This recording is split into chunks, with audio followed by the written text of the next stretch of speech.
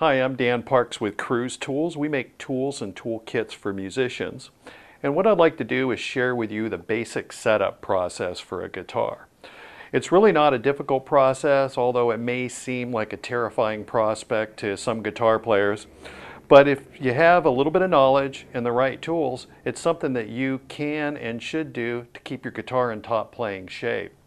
Setup is not a one-time process, so chances are that setup you had done at the music store about 3/4 of a year ago is no longer valid. That's because a guitar, since it's made of wood, it's really going to be subject to changes in temperature, humidity, handling, even changes in string gauge. So it really is something that is an ongoing process. Once you become comfortable with basic setup, you may find that you pick up the guitar just before going on stage. Something seems a little bit wrong.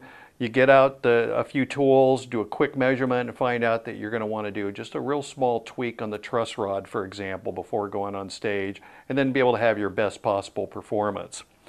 Now, I should mention that if your guitar has major problems, then that's going to be outside the scope of this tutorial, and you really should leave major work to a qualified technicians.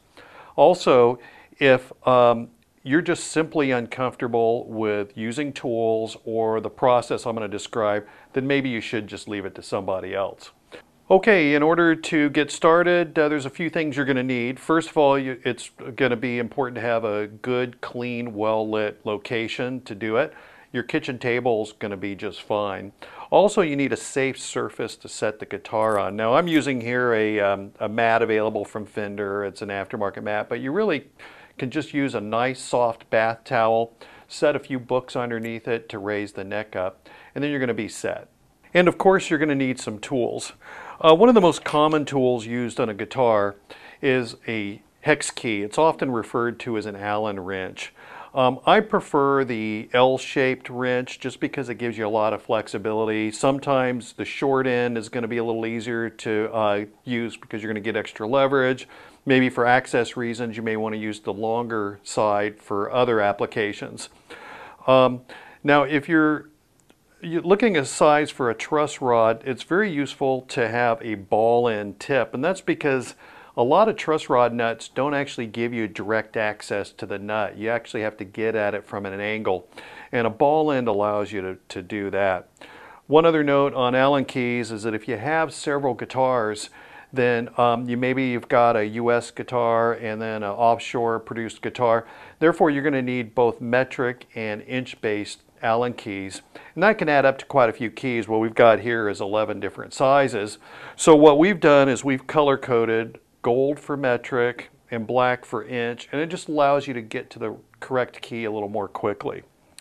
Other things that you're going to need tool-wise, first of all, a screwdriver is going to be very important. Number 2, number 1 Phillips tips are going to be very common. If you've got a vintage style bridge, then you may need a very small slotted tip. This is 3 millimeters, which is roughly equivalent to 1/8 inch. And then some guitars are also going to need a larger slot. In fact, for a vintage style truss rod nut, the base of the neck, this is the actual tool you're going to require.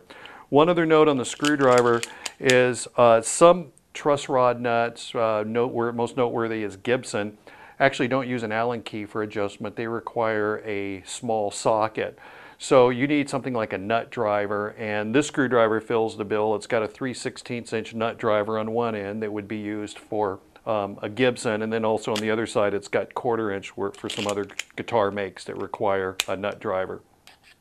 A few other things you're going to need on the measurement side: an automotive style thickness gauge, and then a good quality ruler. Just a 6-inch steel ruler, as long as it's precise, is going to work just fine.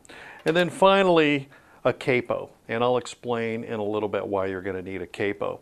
Now, all these tools I just showed you, as well as a few other things, LED flashlight, diagonal cutters, string winder, and an easy setup guide, are all contained in the Cruise Tools GrooveTech toolkit, but you're welcome to just put together your own toolkit as well.